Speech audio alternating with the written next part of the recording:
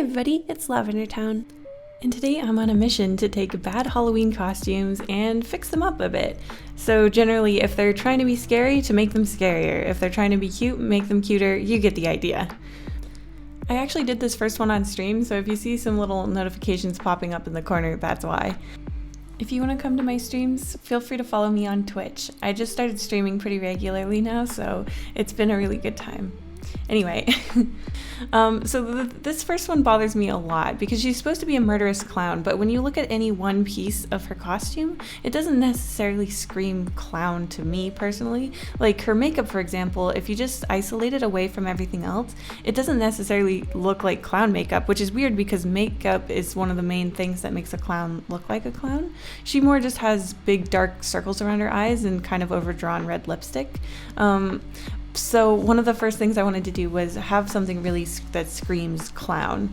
I looked up a bunch of like old vintage clowns because I feel like those outfits can be really, really interesting and quite spooky in their own right. So I really liked that idea.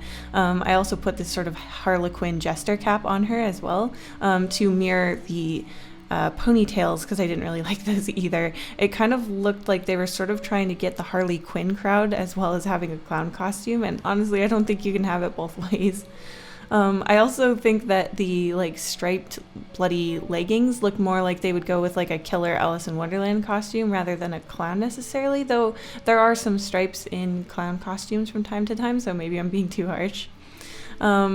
I got this great idea from the chat about turning the buttons into skulls, and so I incorporated that, and honestly it just makes her look so cool. And I generally just try to make the fabrics look a little heavier because man, does this costume look like it would just tear apart at like the first chance. Like it definitely doesn't look like something you could ever wash, and I wanted it to look a little heavier and more intense.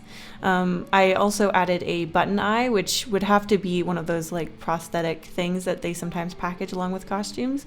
So this would probably be a pretty expensive one, but man, I feel like it looks a lot cooler. Instead of the stripes in her stockings, I just had tears in her sort of like nylon stuff that she has on her socks, and I added plenty of ruffles because that is something that I saw a ton of in both modern and vintage clown costumes.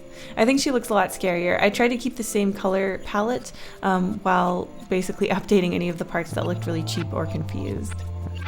This next one is a kid's costume, and I actually really like the concept. She's basically just supposed to be like an ice cream sundae, also combined with some sort of like princessy cuts and elements, so I decided to go with this and just try to improve it generally. There's a few things that I personally really don't like about it.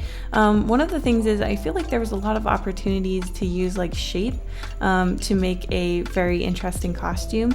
Ice cream scoops are generally round, and so I thought her having round cap sleeves and a rounded cupcake shaped skirt would be an obvious choice, but instead they just sort of did this like bunchy tulle in the sleeves, which looks horribly uncomfortable, by the way. I can't attest to whether it actually is, but man, when I look at that my arms just itch. The other thing is that like ice cream cones are generally a triangle shape, and it's kind of inverted in her skirt. I feel like a better place to put that pattern would be up by her on her chest and her waist. Then it sort of tapers like a lot of princess dresses do, and I think young girls would really like that sort of aesthetic as well, because then it has that like princessy vibe while also being this super cute ice cream style costume. I also really like the idea of a costume coming with like bun covers. Like you put your hair up in two buns and then they'd have those little like scrunchy almost like hairnet kind of things, but it would be a solid piece of cloth instead, and it could make a little girl's hair look like two ice cream scoops. I just thought that would be super cute.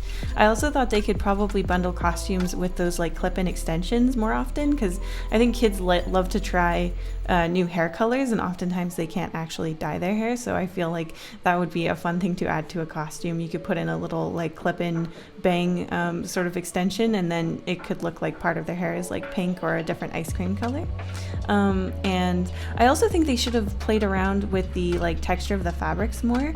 In the costume everything is just sort of shiny. I think they should have had a matte fabric texture for most of the costume, and then anywhere where there's syrup, they should have used that like plasticky lacquery sort of texture that a lot of costumes use in place of like metal. I think that actually looks a lot more like a syrup liquidy sort of texture because it's a little bit shiny and it's a little bit stiffer. I think that would work really well in place of these like little drippy chocolate sauce areas. And in general, I tried to also just tone down some of the green color because I feel like it's popping out a bit too much in the original costume, whereas mint ice cream has a much softer color aesthetic. Next up is the dreaded flapper costume. I know for people who like things to be historically accurate, the flapper is one of the worst costumes just because our modern perception of what a flapper looked like is really different from the actual reality of what they looked like. This is due largely in part because of the 1950s movies about the 1920s. In the 50s, they really liked showing off the physical features of the actresses. They liked cutting things in at the waist, that 1950s sort of aesthetic. So when they would make movies about the 1920s, they would sort of fudge the details to the point where a lot of people thought that flappers were dressed with really high hemlines and a lot of fringe and all these different things and longer hair than they actually had. When in reality, flappers looked a lot more androgynous, and it was a lot more about being free to move around and do stuff and be more active rather than being like extremely provocative necessarily. When you actually look back at the clothes that flappers wore, it's definitely not as provocative as a lot of us have in mind, and certainly this costume straight up looks more like a sort of showgirl rather than a flapper. I do love the pastel color palette. I'm not really sure if this is supposed to be like a character that they didn't have a license to or where this came from, but I decided I would do a historically accurate flapper with the same pastel colors.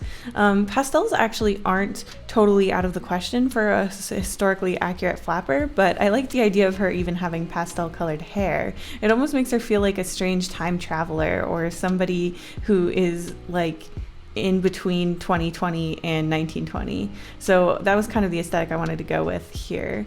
I tried to use the same colors in general as the costume, so I stuck with blues, pinks, and purples, and then I just tried to really rigorously follow the conventions of real 1920s fashion. So I gave her a hat, I cut her hair up much higher than it is on the wig in the costume, and I didn't pull her hemline up any farther past her knees because that wasn't really very common.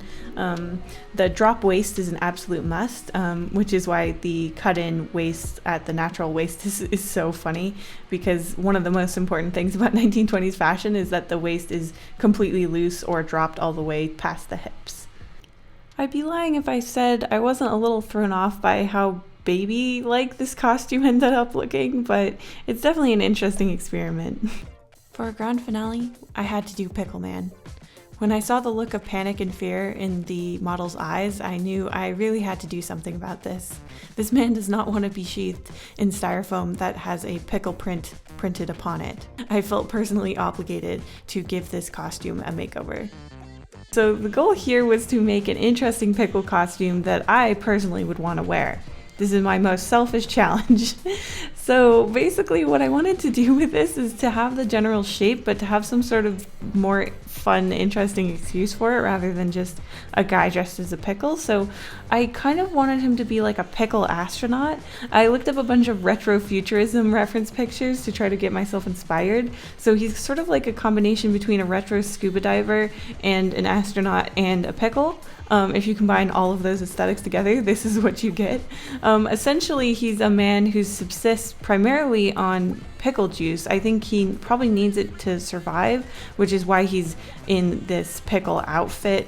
He's got to have that tank of the pickle juice flowing into his helmet at all times so that he can continue living on this brine-free planet. And that's kind of what I ended up going with.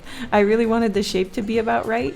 I did give him actual pants rather than a weird pickle skirt. But other than that, he's still generally sort of this pickly shape. And I decided to give the glass on his helmet actual pickle bumps and everything. And I made sure that the tank on the back of him really looked like it had a ton of pickles in it. And I really can't defend any of the design choices I've made today, but this is definitely my favorite of the video, even though it looks extremely dumb. I think that the ideal thing would be to actually purchase boots with this. I don't think boot covers will do. I think you need the actual full-scale pickle boot. So Spirit Halloween's probably going to have to charge a pretty penny for this costume. It also looks a little bit Ghostbustery, which is interesting. Not my intention at all. But I do feel like if you come strolling into a costume party with one of these babies on, nobody is going to give you a hard time. Obviously, it wouldn't have actual liquid in the helmet. It would just have that sort of like paint on the inside to make it look like you're under pickle juice. And there you have it. I mean, he's basically done and perfect. I hope you guys enjoyed the video and how all these costumes turned out, and I hope you know what you're going to be for Halloween, because it's really coming up. Thank you so much for watching till the end. Check out the link in the description if you want to join the streams, and I'll see you guys next time. Thank you so much to my wonderful patrons, including Bella Story, Cal Pompong, Clockwork Construct, Danny H, Dr. Casket, Aleri Alui, Elizabeth Album, Fano, Greer the Animator, Hachiubi, Yara Formoso, Imagine Creations, Ivan Rodriguez, JJJ, Joseph Copel, Katie Alina, Katie Marigold, Blah Blah Blah Blah, Micah Dactyl, Mr. Dr. Pants, Nora Cornelison, Ollie, Rosie Warlock, Rudy, Scott Steffes, Sergeant Pendulum, Some Mediocre Artist, Storm Scribbles, The Artsy Moose, Your Boy ST, and Zoe Stardust.